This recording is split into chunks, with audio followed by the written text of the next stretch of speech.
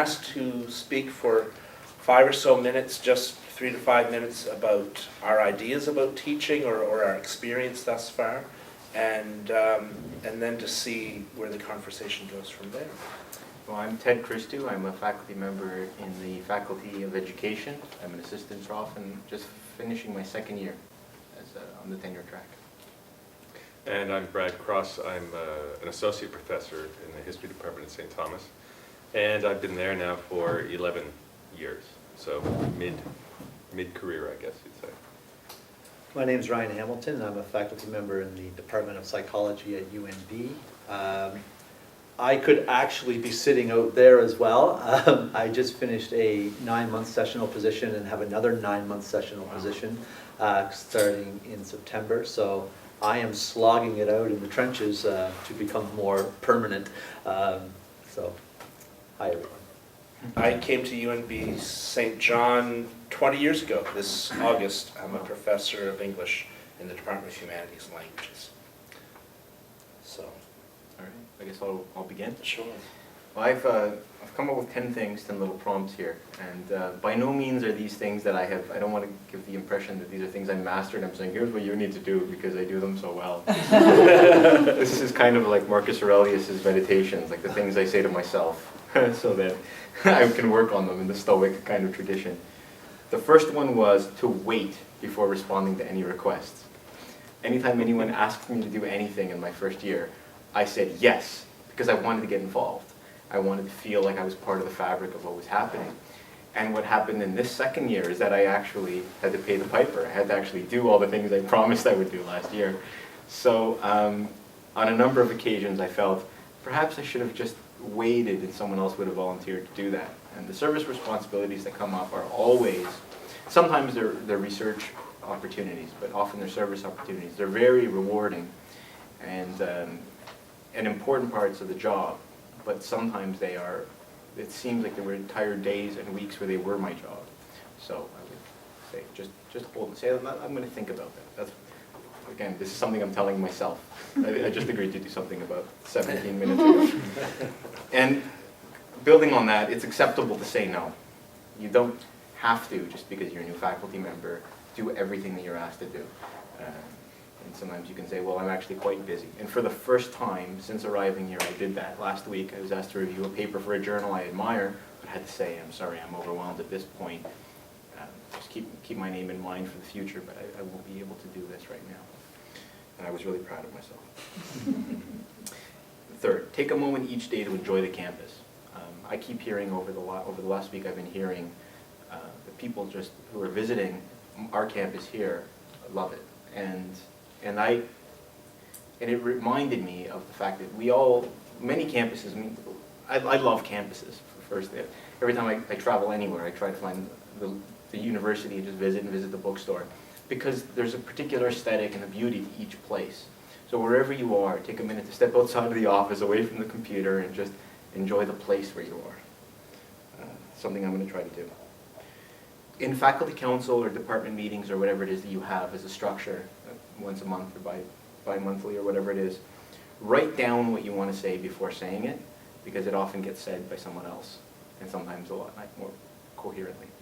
That's my advice to myself. Sometimes I say something and then I'm thinking, well, I probably shouldn't have said that. Similarly though, stand up for what is ethically defensible with regards to both students and research and your colleagues. It's okay to take a position on something and to articulate to yourself, whether that's in a philosophy statement or a research statement or whatever it is that you write down formally, a statement of your ethical stance and where you stand on particular things, and stand up for what you believe. That's a more serious one. Similar to the campus one, amidst all or any turmoil, take a moment each day to reflect on one thing learned. We are, after all, in the business of learning. Whether we're in a business, we may be, but we're in the learning field. So I've tried to journal I've been journaling since arriving here, and I've been focusing the journals on things that I've learned. And sometimes they're through big mistakes that I made. In fact, most of the things I've learned are through errors. But when I'm focusing on the learning that happens afterwards, then I try not to repeat those errors. In teaching, be bold, explore new medias and ideas.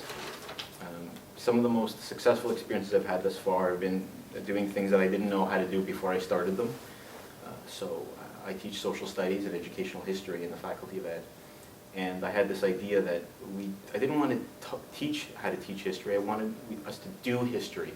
And in the process of doing history, we'd be also talking about what history is and how it fits in education, and then how, in one sense, teach by osmosis, to model the classes and the kind of classrooms that I think are successful. And that involved research, so we built a history of education. We decided to build a history of education of New Brunswick over the last century. We focused with one class on the history of social studies education, and with another section on the history of science education in New Brunswick.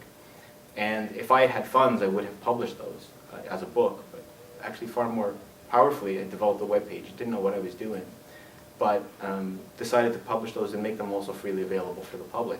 So this is kind of a train that we're going to continue with the new year, and my colleague and friend in social studies we're doing this together now. So we're going to be building on this website. So not only focusing on authentic learning tasks, but also on offering some service to people in New Brunswick and educational historians who might have an interest in this underexplored area.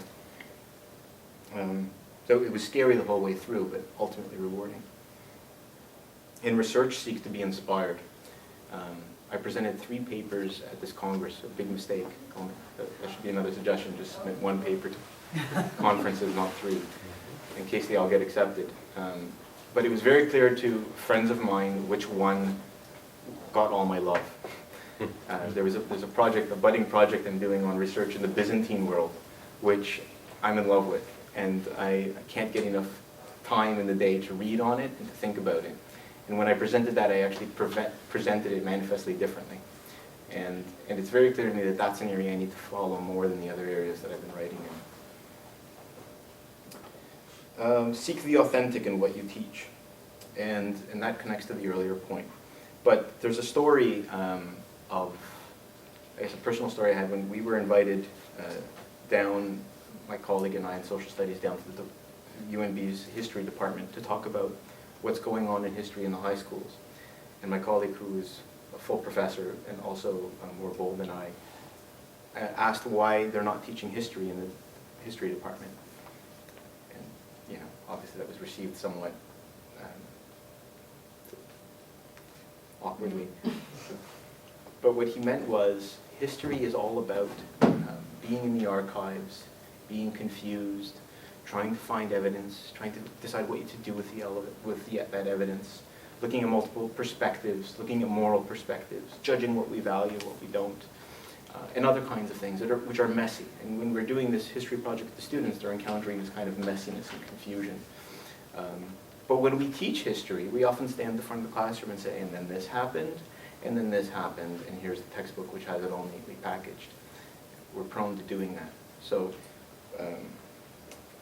that's the difference between the researcher and the hair professor who stands at the front of the classroom in his robe, this caricature of the lecturing professor who forgets what the business of his discipline, his or her discipline actually is. So consequently, I'm always confused because I'm always. And lastly, find someone who you admire and respect, make them a mentor, and learn from them the ways of working. I have a fantastic mentor, Alan Sears, who I work next to and work with, and I consciously try to have the same kind of work hours, a kind of a lunch pail academics approach, where Alan is in there every day at 9 and every day till 5, and I try to model my work habits on his, because I not only admire him as a person, but also as a faculty member and as a researcher. So seek out role models and make friends with them. And that's the end of my list of 10 things I tell myself.